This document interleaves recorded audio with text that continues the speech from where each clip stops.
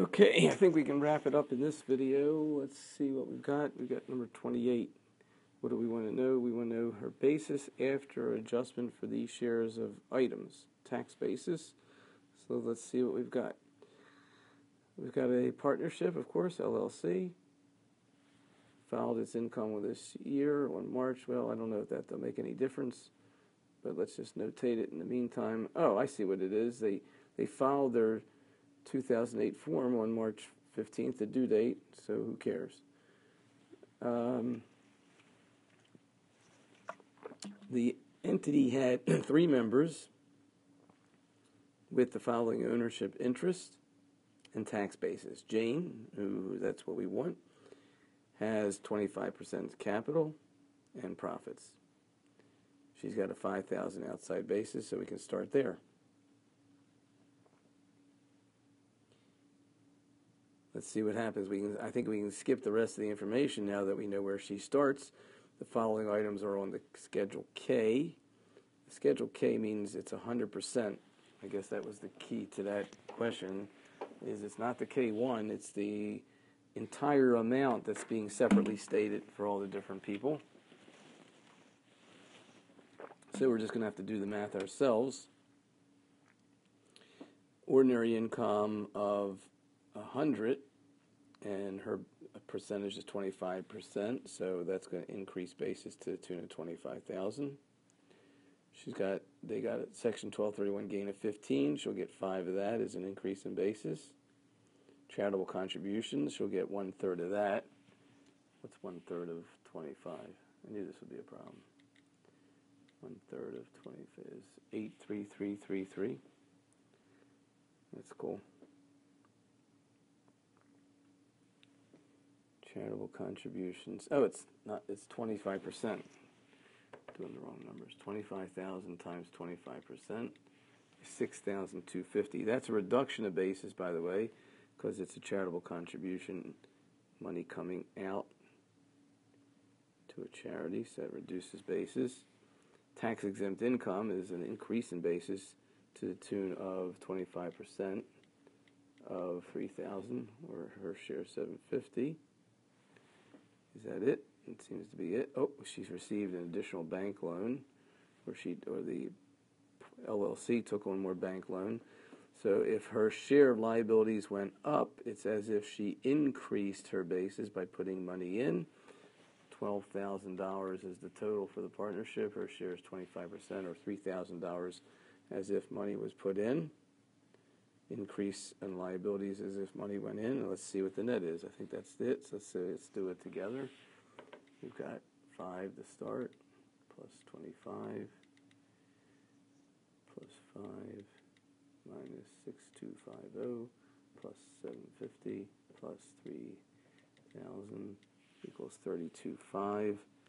And I must have done something wrong, because 32.5 isn't one of the choices on the answer. So let's go back and redo the math, because I obviously got something wrong there. And let's see what it is. What did I do wrong? Let's go back and just double check the numbers. She started with 5, got that right. We have ordinary income of 100, that's 25, is 25% of that. Ooh, that's wrong. Okay, so that's $15,000, and her share is 25%. I don't know where I was getting 1/3. So that's $3,750. And then we've got charitable contributions of how much? 25. 25% of that is 6,250, so that's okay. Then we've got tax-exempt income of 3 times 25% is 750. That's right. More bank loan. She picks up $3,000 of that, and that sounds right. So let's see if we do the math now. Let's see what we come up with.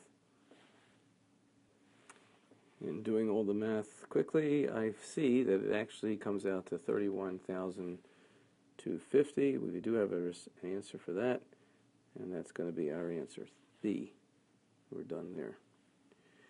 All right, that was a little bit of a tricky question. You would have had to see in the textbook that Schedule K represents 100% of the separately stated items. So you got to take the percentage, the partner's percentage, you got to take, and sort of create the K1. That's what a K1 does. It takes the 100% amount. And so Schedule K starts with the 100% amount. Okay, let's do number 9. Does adjusting a partner's basis for tax-exempt income prevent double taxation? This seems like a repeat of what we've had before.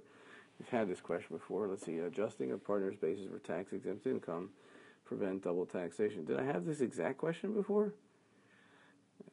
I don't recall. I'm not going to look back, but it seems like I did. And even if I didn't, the principle's there. So let's see. The question here is, does it prevent double taxation? Well, there is no double taxation in partnerships. So it's not a yes. It's a no answer. It's one of these two, because it's not double taxation that we're preventing.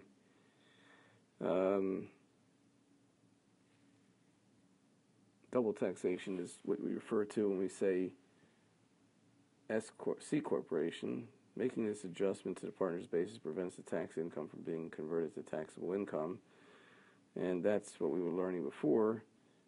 D, the partner should not adjust his tax basis by his share of tax-exempt income. That's not true at all.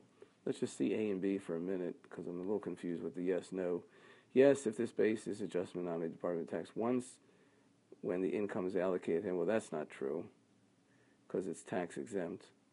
Yes, if this basis adjustment is not made, the partner will be taxed on the tax-exempt twice when he sells his partnership, because he's not. Well, that doesn't happen either. When he sells it, he's only taxed one time.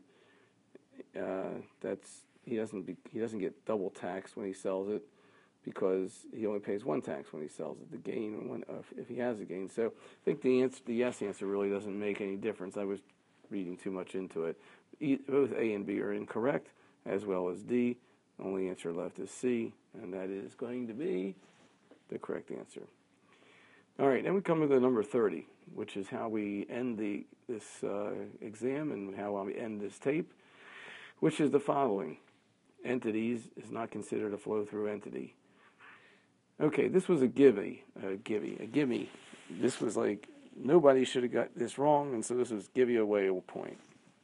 If you want to say some of the other ones required thought and studying, okay, but this one you didn't have to study. This we went over for weeks and weeks and weeks, how the C corporation is double taxed and not a flow-through entity. We went through how the S corporation concept solves the double taxation. It is a flow-through entity. We talked about limited liability companies, and partnerships are the same thing for tax purposes, flow-through entities.